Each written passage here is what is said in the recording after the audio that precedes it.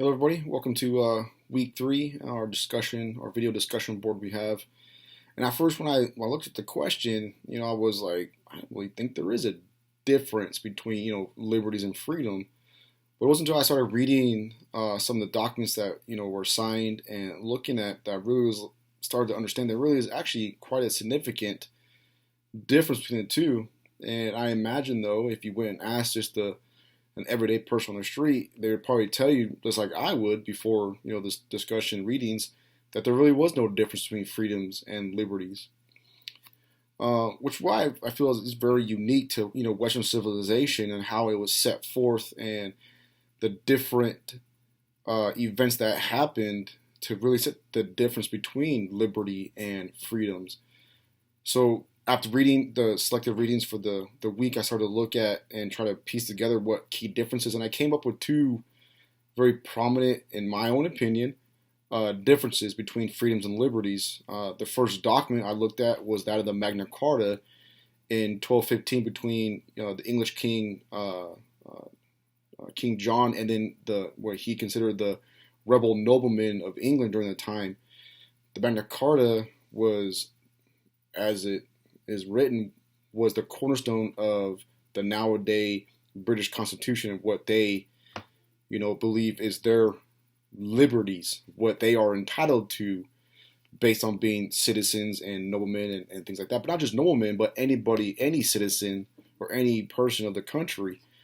When the Magna Carta was first written, there were 63 separate clauses within those, and was so astounding that even today, even though most of those clauses have been rewritten or thrown out or deleted, there are still three from the original 1215 document that are still used as liberties today within England. And I'm going to read one of them here to you right now that really kind of sets the foundation between difference between liberties and freedom and how the Magna Carta set out these different liberties for the English people.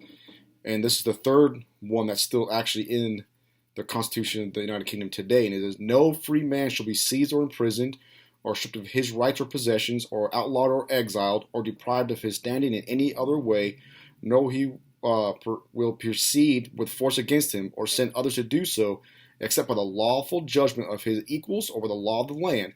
To no one will we sell, to no one deny or delay right or justice. And this is a liberty as a person in that country. This is a liberty to have that. Because this would be the thing that back in the 13th century, and before then, that it didn't matter what you did. If the king or nobody thought you did something wrong, they could snatch you up. There was no liberty against that. And so you think of liberties as an external force. We are granted liberties through our Constitution. The forefathers or our founding fathers, they thought, we need certain liberties, and that's what became our Bill of Rights. The right for freedom of speech, the right to religion, the right to bear arms, the right to due process. Those are liberties and rights that were granted upon us. Now, vice versa, you think about our freedoms.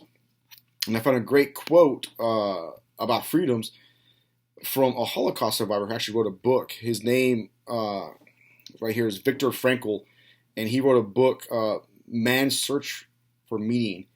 And he said, everything can be taken away from a man but one thing, the last of the human freedoms, to choose one's attitude in any given set of circumstances, to choose one's own way.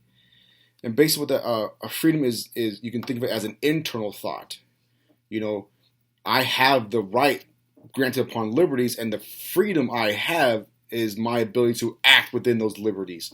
And so that's your difference. Liberties are external, a set of laws, rights, while freedom grants you the ability to act within those and how you act within those circumstances.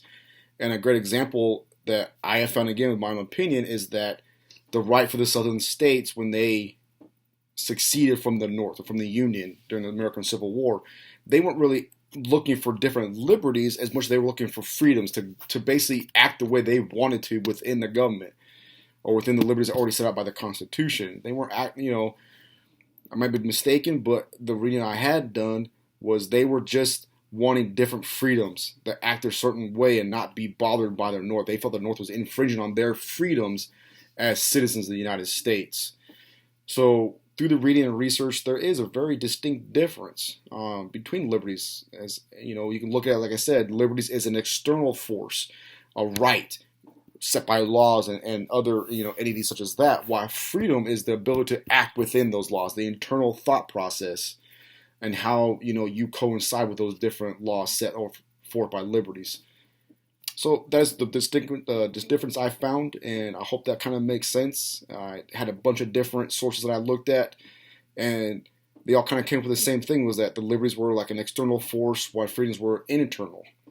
Again, thank you.